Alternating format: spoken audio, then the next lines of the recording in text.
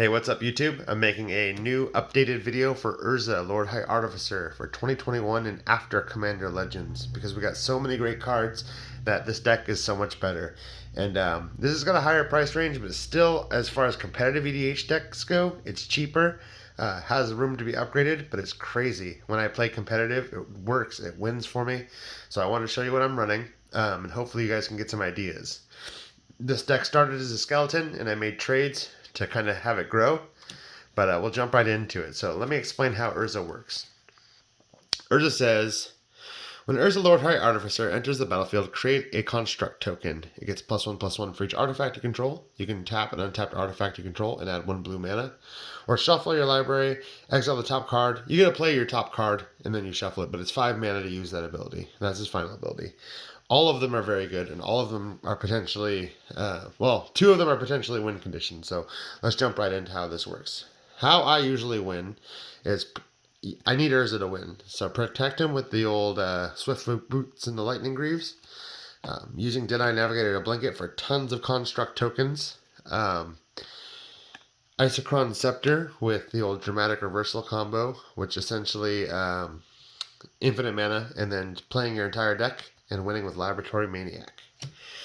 Alright, I want to go through the different components of the deck here real fast, and let's look at the different ways that this works. So I'm going to start with the ramp. So as you'll notice coming out, it lets you do a turn 1 Urza, which is fantastic, and I love this card. It got bad press, I don't know why. I love it. Only monocolored decks really, but it's so good, and it really pumped up the power level of monocolored commanders too. So I love this. I run a package of ramp, generally under 2 mana each. I love Hole Breacher, also a new card, because it creates artifact tokens, and you can tap the artifact tokens for mana instead of sacrificing them with Urza. So really it creates Mox Sapphires. This is my favorite piece of ramp because it just has a static ability, so you can tap this for mana while still giving discounts to your blue spells. And that's same thing with Ethereum Sculptor, but with artifacts, so that's wonderful. I'm running a pretty regular package for Urza. If you go into EDH Rec, you'll see a pretty similar package. But now I want to go into my stacks and control area. So I run a lot of counters and I run some control. So running Transphere to slow things down, Propaganda to avoid being hit, your orb package, Winter Storage and Static Orb. That basically the way he works, if you don't know Urza, is that if Static Orb is untapped, players can't untap more than 2 permanents during their untap steps. And Winter Orb is kind of the same thing, but with 1, and with their lands. And since Urza lets you tap for mana, right before it's your turn, you tap it for blue, you just let it fade or whatever, or use it, and then when it's your turn, you get to untap all of your mana and all of your things, but your opponents only get to tap a small amount of things. So it super slows down the board, and it's kind of a pain to play with. For the counter package, I'll just go through and you can check it out. I'm running the best counters. I have a large counter package, so I'm almost always with a counter spell in hand. With the amount of draw, usually I have a 2. So I let my opponents kind of mess with each other, and I'll hold a couple counters. That way I'm ready in case they come at my way. I run a Cyclonic Rift. So that was my counter and control package. Next, we're doing card draw. So for me, I'm running Rhystic Study, Mystic Remora.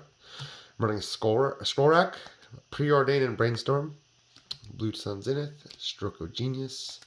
And then that is it for card draw. You do get a little extra draw off your commander. You can dump unused mana into his ability, just play randomly off the top. And there's a little bit of, so it just adds a little bit of extra card draw every turn if you have unused mana, which you generally do. I've got my War Intervention, Mystical Tutor, Merchant Scroll, Tribute Mage, Trinket Mage, Trophy Mage. All these are let me search for artifacts. This technically lets me search for anything with a mana cost 3. So you can always search for your combo pieces or just search for your stacks pieces, and that's generally the move I make. I do want to get Grand Architect and Pilla. It's like an under $10 combo for infinite mana, so you win. Another one I would recommend is maybe Thassa's Oracle or the Jace Wielder of Mysteries. That would be wonderful for this type of strategy. I think, let me see where we're at. Okay, so these are the cards that, they're not bad cards, but if you look at the higher competitive EDH levels, these are the cards that are great, They work. I have them in here for a reason, but these are probably the ones that I would replace. So we're running Rings of Brighthearth, Vidalcan Orrery. I like these mana makers, the clue tokens or the things like this where it makes mirror artifact creature tokens because it's mana. And I've also, with a lot of mana, you can do stuff like expropriate, use your Memnarch. Platinum Angel's got a high cost, so yeah. I definitely have used these to put myself in a good position. Welding Jar, I would say, is actually a must-have. It's a mana rock that lets you regenerate. But even then, with the Panharmonicon and stuff like Thassa's Deep Dwelling, where she bounces you in, the constructs are a super, super viable way to win. So, a couple of these I would keep. They're a higher priority than others. Giving her artifacts hexproof is really nice, but I don't need this sacrifice 2 artifacts, draw a card, create Thopter tokens. It's not necessary, and Sai is a great card, but it's not, not super needed. Lastly,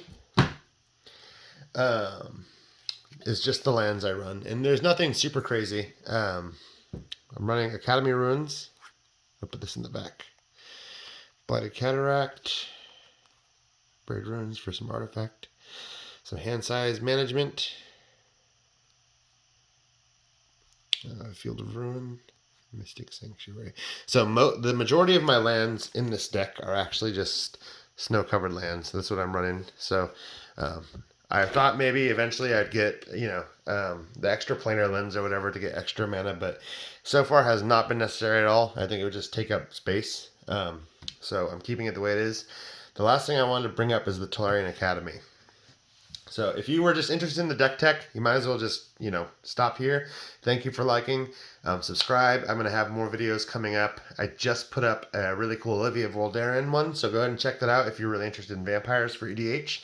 Also, like I said, updated since Commander Legends 2021. These are like decks. The problem with deck techs, in my opinion, is you see ones that are 2 years old, and so many cards come out every year that it's hard to really, you want to keep...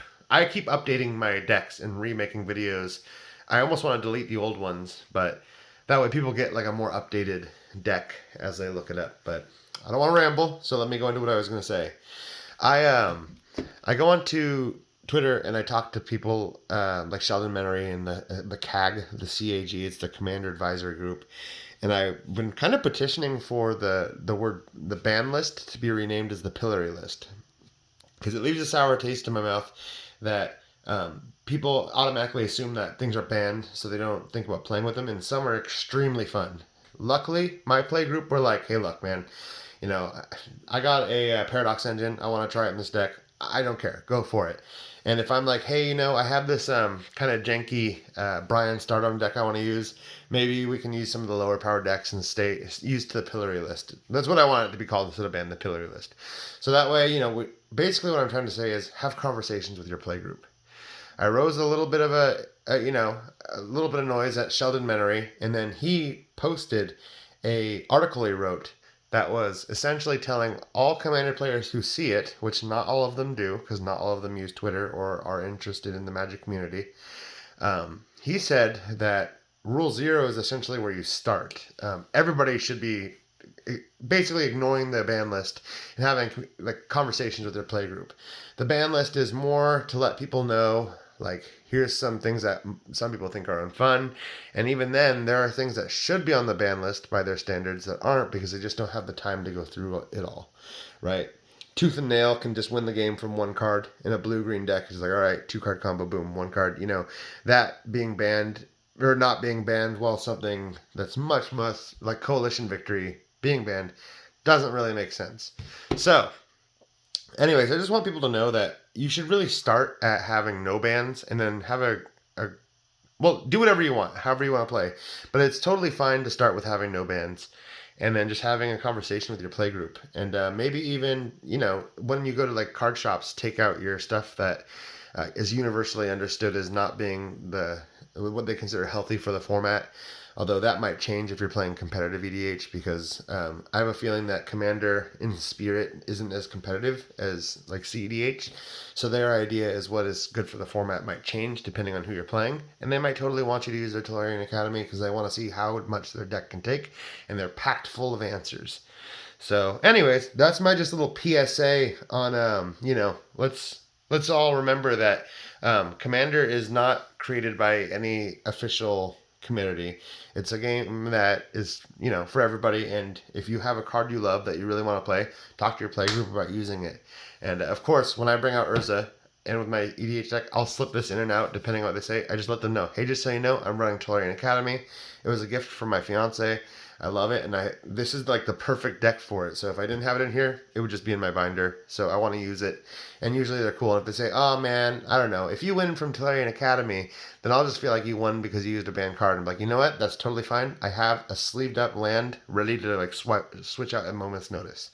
So, anyways, in short, just have conversations with your group. And yeah, thanks for watching my video. Why don't you go ahead and like, subscribe, hit the notifications, and I'll try to have a video once every couple weeks is the idea. Because I do update my decks every couple weeks. I'll get a card, so I'll do that. And then I'm also making Dungeons and Dragons content too. So thank you again. Take it easy, guys.